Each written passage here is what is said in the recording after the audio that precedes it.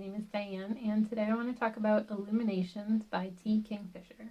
I've read T. Kingfisher's other YA fantasy stories, and those are my favorite stories that I've read from her so far.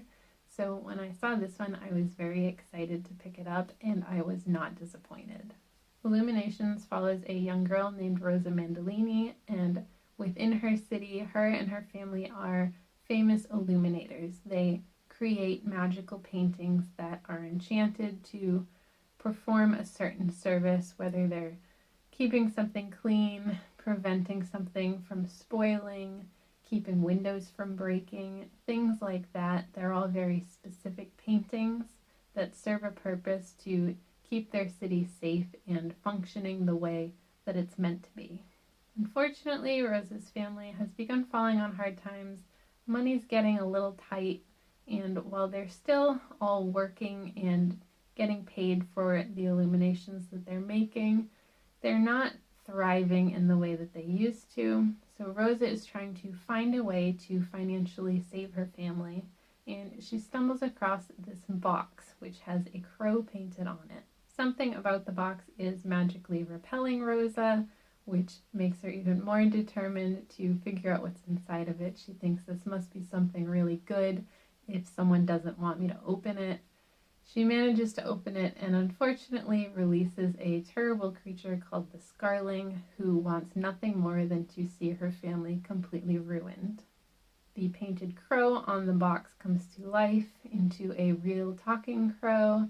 Her best friend, who she's kind of on the outs with right now, ends up getting involved as things get out of hand, and Rosa is now trying to find a way to stop this creature that she's unleashed from making matters worse for her family.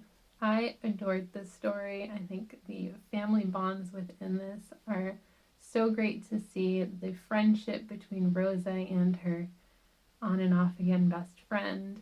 The characters are so eccentric and unique. They all have their own very specific personalities, but they're also fiercely loyal to one another once everyone figures out what's going on, trying to find a way to work together and solve this. There's also some great themes about friendship and growing up, where Rosa and her friend are now reaching the age where they're starting to take on commissions of their own. They're becoming actual artists and not just children learning the art of illuminations. They have to balance their feeling proud of one another's accomplishments and the things that the other one is excelling at, while also keeping in check their jealousy when they're competing for jobs, because they are eventually going to be one another's professional competition, but they also are still friends and want to support one another. So that's a tricky thing to balance when you're really young. The majority of the story takes place within Rosa's home, and even with such a small setting, there is no shortage of antics and things going on. The magic system in this was really cool and very unique. Paintings that potentially could come to life, like the case of the crow. In magical paintings, there's a nice balance of there are rules within this world where the paintings have to be very specific to do the magic that they're meant to do, but it's also a little bit mystical and unknown, where people can uncover new paintings that no one knew what that painting would do until someone one day painted it.